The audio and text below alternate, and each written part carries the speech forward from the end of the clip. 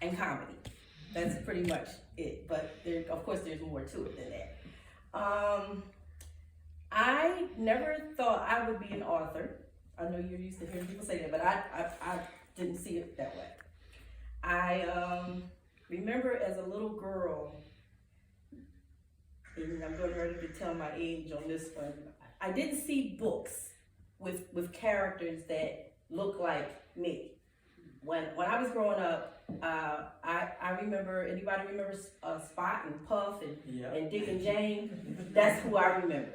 And so I do remember saying it to my dad, why is everybody so light? I didn't say white, I said light. You know, why are they so light? Why are their skin so light? And he used to, just tell me that's what the color that they are, and I said, well, it should be some books with brown. But I was just a little girl at the time. And it came and it went, and I would say it over and over again. And he was like, well, when you get older, maybe you can write a book. And it did one of these, it went in and then it went out. It was like, you forget about that stuff when you're little. So it wasn't anything that I kind of, a passion, I should say. Mm-hmm. But as I got older, I kind of remembered, I never did write that book. I never did write that children's book. And Daddy used to always say, now he's no longer here. And I was like, man, maybe I will still write that book. Then I had, like you said, I had a great support system, because this is what happens when you open your mouth. When you tell people your story or you share, some people are going to hold you accountable. And I thank them for that now. It don't feel good in the moment, but they're going to hold you accountable. And I have a cousin, Sharon. She's also my publisher. She held me accountable. She said, what's up with the book? She would let a year go by, 3 years go by, just in passing, Hollywood visits, holiday family gatherings. What's up with the book? It got so bad that when I would see her coming, I'm like, hey Sharon, how you doing, cuz? What's up, girl? Yeah, what's up? What's up with the book? How you doing? What's up with the book? And then finally I said, you know what? I'm gonna do it. I'm gonna do it. So I said, well, what do I call it? So I just kind of let that go too. And I said, what am I gonna call it? In the meantime, I'm teaching. I'm a preschool teacher, or at the time, and teaching preschool and kindergarten, because you know how they put you in different rooms. At this, one day you're here, one day you're there. So I don't know, y'all. 30 years had passed, and I was like, I still didn't write that book. I said, but I've been doing a lot of teaching. Got a lot of stories that came from that's where my comedy comes from. Anybody who can work with little people know I have tons of material, tons, just from working with them. But it's not just them; it's the parents too. It is. It's really comical. But I had a dream, and I woke up, and I literally had these words on my mouth: "Brown like me." And I kept going, "What's brown like me? What brown like me? What does that mean?"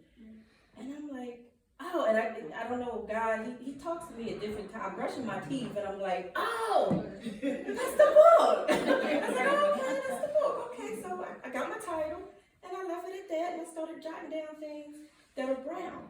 But before I did that book, and see, this is where you were saying, like, that doubt comes in. Satan started talking to me. You can't write a book. You're too old to write a book. You missed that dream, girl. That ship has passed. And my same cousin, during the pandemic, decided that she wanted to reach out to early childhood professionals. And she said, you're going to be in this book. It's going to be a collaboration book, and it's called In the Trenches. And I said, okay. And she said, since you like to be funny, she said, I know what you're going to do. You're going to make people laugh. I said, yeah, that's what I do. That's what I do. So 2 chapters are in here from me. I cried. What was my title? Has anyone seen Integrity?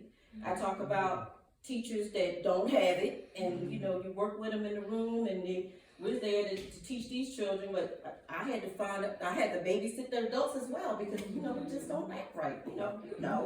So that was my one chapter, and another chapter is I have to laugh to keep from crying. That's when this one teacher just kept leaving me out of I was out of ratio all the time with these 10 toddlers, and they were being potty trained, and it was just me in the room. So it wasn't funny then, but when every time I think about that job now, it cracks me up. It's the worst job of my life, and then it made me an author because that's what I talked about. So here I am right there. So once I saw my story in this book, that gave me enough confidence to write this book. And when I say I sat down and wrote this book, I wrote this book in like maybe 2 days, literally, like it only took 2 days. I'm not bragging, it just literally came to me 2 days, just writing stuff this brown. And then I researched some illustrators, and I got back to Sharon, and I told her who I liked, and then Sharon reached out to the illustrator. His name is Navi Robbins. And technology is wonderful because I've never met Navi. Navi lives in Texas, I live in Folcroft, Sharon lives in Atlanta.